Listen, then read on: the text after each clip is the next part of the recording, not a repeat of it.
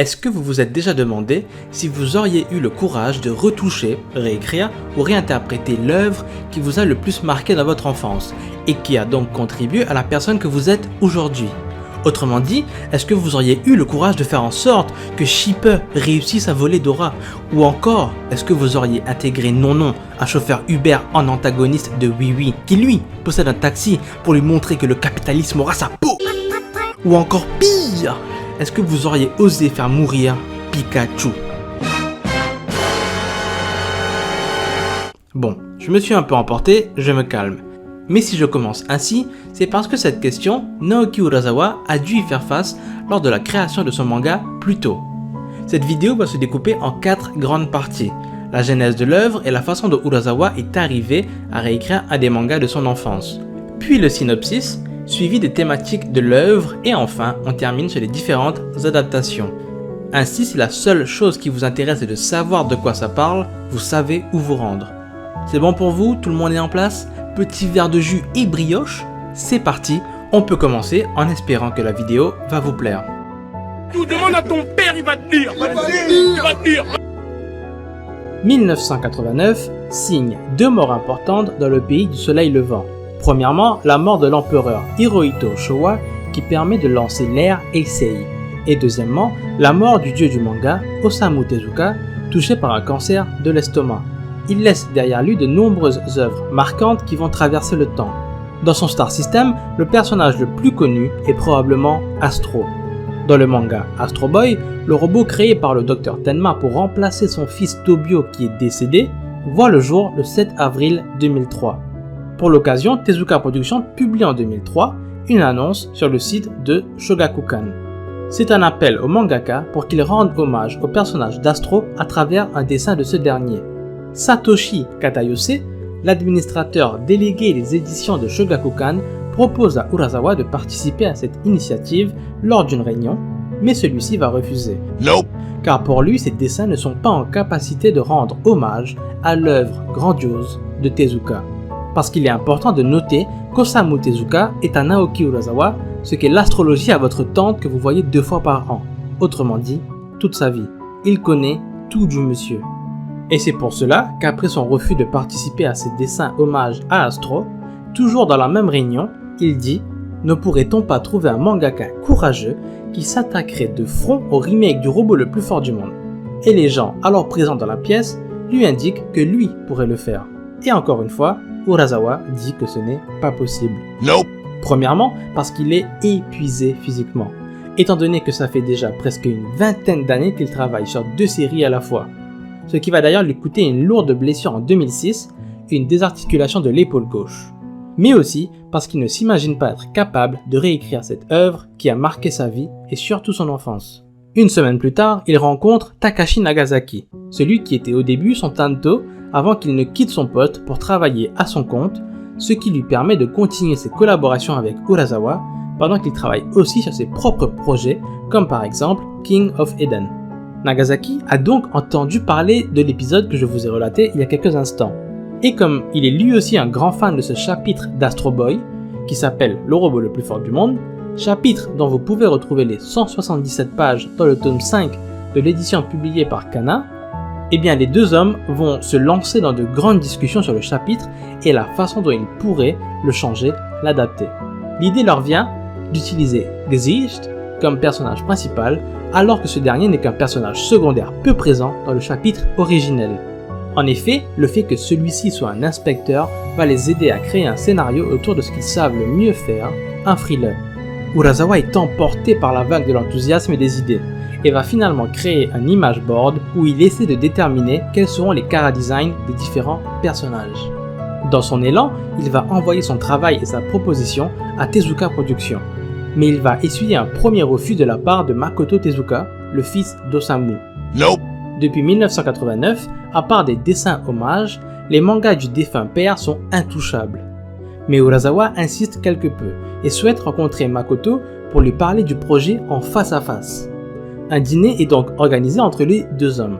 Mais là où Urasawa croit qu'il va devoir essayer de convaincre l'ayant droit, Makoto pour sa part, en acceptant ce dîner, donne son accord à Urasawa de se lancer dans cette aventure. La seule condition imposée par le fils Tezuka est que le mangaka doit défier son père et tenter de le surpasser. Il reproche aux image boards d'être trop proches des dessins de son daron, et il attend de l'auteur qu'il aille au bout des choses en y mettant vraiment sa patte. Une fois que le cadenas saute, les partenariats entre les œuvres de Tezuka et d'autres mangaka vont se multiplier, à l'image par exemple du génial Search and Destroy qui est une reprise de Dororo par Atsushi Kaneko.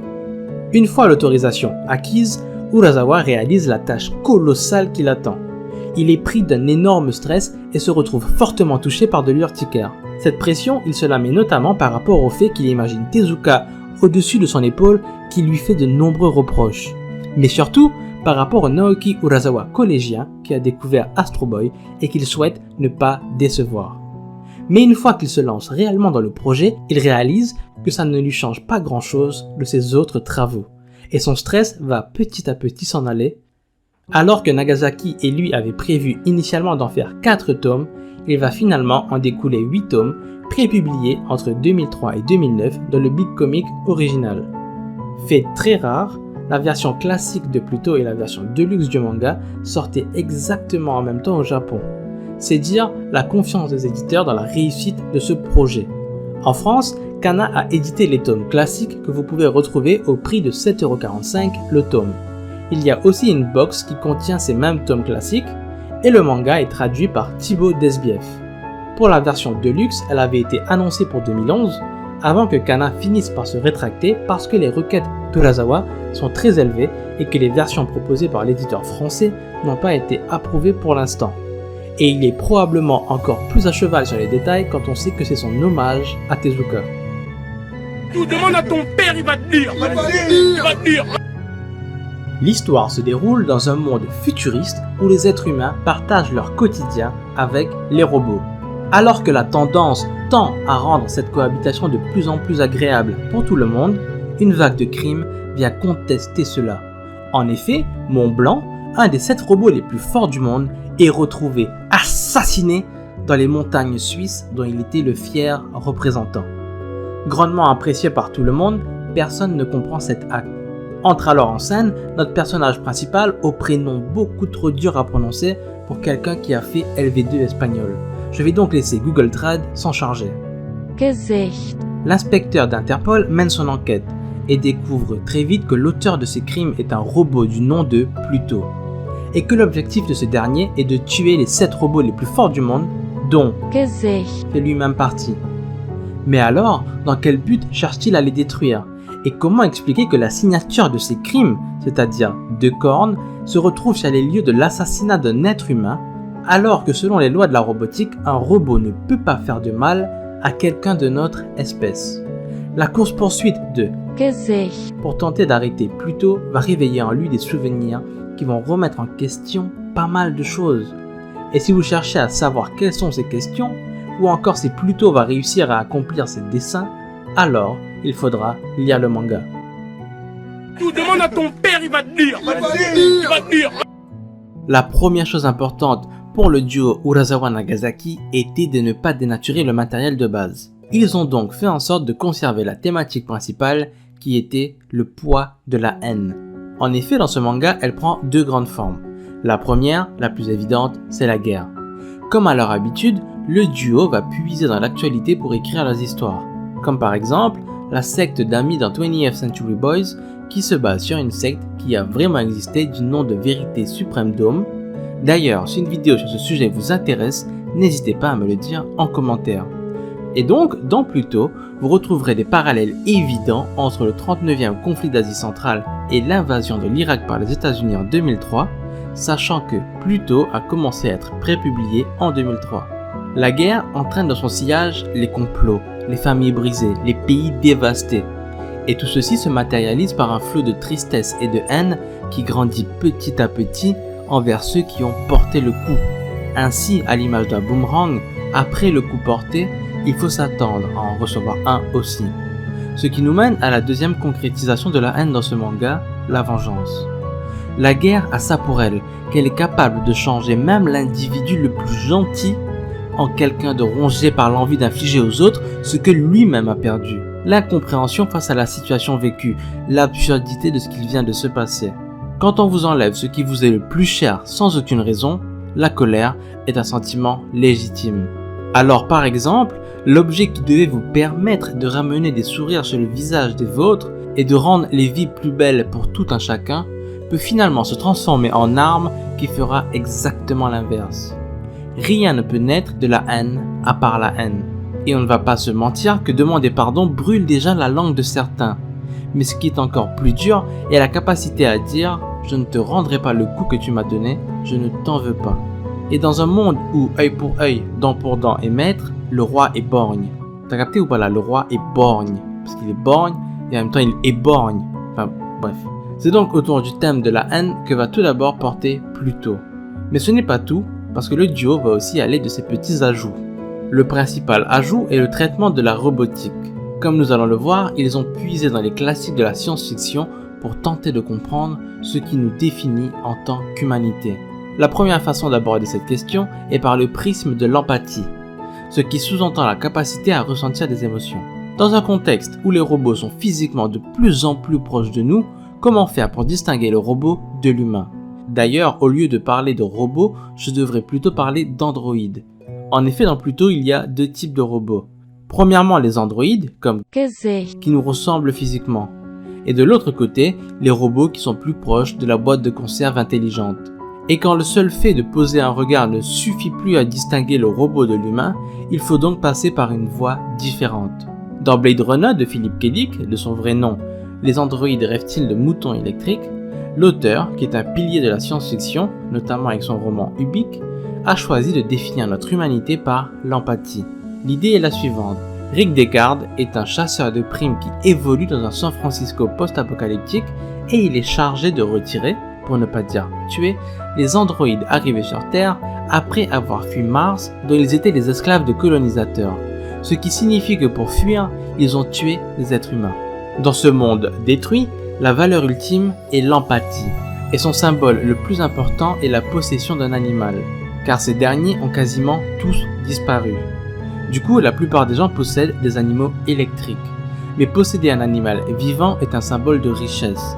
Et posséder un animal est aussi synonyme de grandeur d'âme, car cela montre qu'on est capable de s'occuper de quelqu'un d'autre que nous. Et dans un monde post-apocalyptique, cela veut dire beaucoup. Et c'est sur ce point que l'auteur insiste. Pour lui, les robots ne sont que des individualités qui ne peuvent évoluer en groupe, car ils sont dépourvus de la capacité à ressentir des émotions, et donc à réellement comprendre le monde qui les entoure. Et c'est pour cela que Rick Deckard n'a pas de remords à retirer ces êtres dangereux. Mais une aventure courte et intense l'attend pour remettre en question ses certitudes. La haine, la joie, la tristesse, la jalousie, le sentiment d'appartenance, qu'adviendrait-il si ces mêmes androïdes pouvaient ressentir des émotions? C'est aussi dans cette idée que Kurosawa et Nagasaki ont d'abord cherché à comprendre ce qui nous définit en tant qu'humanité. Mais la capacité à ressentir des émotions est avant tout une histoire de capacité technique. En effet, seuls les meilleurs robots sont potentiellement capables de cette aptitude, ce qui nous mène à la question des intelligences artificielles. Celle-ci est la recherche et la création de programmes capables de simuler certains traits de l'intelligence humaine. Je pense ne pas choquer grand monde en disant que notre espèce a de nombreux défauts, que ce soit dans nos comportements individuels ou en groupe. De ce fait, un débat s'impose. L'intelligence artificielle parfaite est-elle l'intelligence humaine dépourvue de ses défauts, comme le mensonge, ou est-ce que c'est justement la capacité de reproduire exactement le comportement d'un humain, jusqu'à potentiellement pousser un robot à croire qu'il est réellement un humain, autrement dit, se mentir à soi-même? Ou encore pire, est-ce que ce robot aurait la capacité de faire du mal à un être humain, voire de le tuer? Les œuvres de science-fiction aiment à dépeindre les robots comme de futurs tueurs de masse après qu'un boulon aurait pété dans leur système.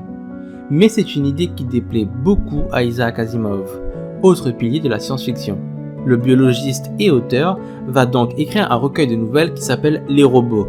Dans ce premier tome du cycle des robots, Asimov crée 3 lois qui cadrent le comportement des robots. La première loi, un robot ne peut porter atteinte à un être humain, ni restant passif, laisser cet humain exposé au danger. Deuxième loi, un robot doit obéir aux ordres donnés par les êtres humains, sauf si de tels ordres entrent en contradiction avec la première loi. Et enfin la troisième loi, un robot doit protéger son existence dans la mesure où cette protection n'entre pas en contradiction avec la première ou la deuxième loi. À partir de celle-ci, il va créer 10 nouvelles où il va tester la ténacité de ses propres lois. Pour l'anecdote, Tezuka a lui aussi créé ces 3 lois de la robotique qu'on retrouve dans Astro Boy. Mais ressemblant à celles d'Asimov, il s'est défendu de tout plagiat. Mais revenons à la question que nous venions de nous poser, c'est-à-dire, est-ce qu'une intelligence artificielle parfaite, qui imiterait totalement le comportement humain, aurait la capacité de faire du mal à l'un des nôtres? À partir des lois qu'on vient d'évoquer et qui prennent part dans le manga, même si elles ne sont pas directement évoquées, on peut se dire que ce ne serait pas possible. Pourtant, un robot qui réussit à se convaincre de son humanité ne serait-il pas détaché de ces mêmes lois? Ou encore, un robot, simplement en suivant ces lois, ne serait-il pas capable de commettre un meurtre si jamais celui-ci permettait d'aider beaucoup d'êtres humains? C'est ce genre de questions que vous retrouverez au niveau du traitement de la robotique dans ce manga. Enfin, il y a d'autres thèmes très intéressants abordés par le manga que je vous laisserai découvrir plus en profondeur par vous-même. Mais on peut par exemple citer la gestion des souvenirs pour ces êtres qu'ils ne peuvent jamais oublier, les complots politiques, le racisme anti-robot, etc. Et tout fan d'Urasawa sait comme ce dernier aime traiter de la question de l'enfance et des conséquences de celle-ci sur l'adulte que l'on devient après. Dans Pluto, pour une fois, Urasawa va parler de la famille par le prisme des parents. Vous retrouverez tout ceci condensé en 8 tomes avec un rythme parfaitement géré. Cette enquête entrecoupée de séquences de tranches de vie qui permettent d'aborder plein de choses, les histoires qui s'entremêlent, le suspense, l'envie de savoir qui est vraiment l'ennemi, une belle fin et surtout les dessins d'Urasawa qui sont toujours aussi efficaces, vous promet une lecture intéressante et enrichissante avec Pluto. Tout demande à ton père, il va te dire. Il va te dire. Avec 2 noms aussi prestigieux sur la couverture, on pourrait se dire qu'il existe déjà diverses adaptations de Pluto. Pourtant, ce n'est pas aussi facile que ça. Pour mieux le comprendre, procédons dans l'ordre chronologique. En 2010 est annoncé qu'Illumination Entertainment, connu sous le nom d'Illumination depuis 2017, une branche indépendante d'Universal Pictures et qui est surtout connue pour avoir créé Moi Moche et Méchant, a acquis les droits de Pluto pour réaliser un film en live action auquel s'ajouteraient des scènes en CGI. Mais depuis, aucune nouvelle. En 2015, le manga connaît une adaptation au théâtre. Le danseur et chorégraphe belge Sidi Larbi Cherkaoui, déjà connu pour avoir mis en scène Tezuka, une pièce sur la vie d'Osamu Tezuka, réalise cette adaptation de Pluto pour le Bunkamura Theater Cocoon, un théâtre tokyoïte. La troupe fera ensuite un passage à Osaka avant de venir faire quelques représentations en Europe en 2018. Celle-ci se compose d'acteurs connus, dont par exemple Mirai Moriyama, qui était déjà l'acteur de Kakuta, l'auteur de manga, dans le film 20th Century Boys. Enfin, en 2017, lors du festival d'Annecy, est annoncé qu'un anime de Pluto, produit par le studio d'animation Genko, est attendu pour 2020. Et comme vous pouvez le constater, il n'est toujours pas sorti. D'ailleurs, il y a quelques semaines, une frayeur a parcouru les rangs des fans de l'œuvre car la rumeur courait que l'adaptation avait été suspendue car on avait retrouvé sur le marché des croquis préparatoires en vente. Mais cette nouvelle a été démentie par le producteur de l'anime, Masao Maruyama. Ainsi, pour l'instant, à part prendre notre mal en patience, la seule façon de consommer Pluto, c'est le manga. Et ça tombe bien, le manga est absolument génial. Voilà pour ce large tour d'horizon de l'œuvre de Naoki Urasawa. J'espère que ça vous a donné envie de le lire, et moi je vous dis à la prochaine.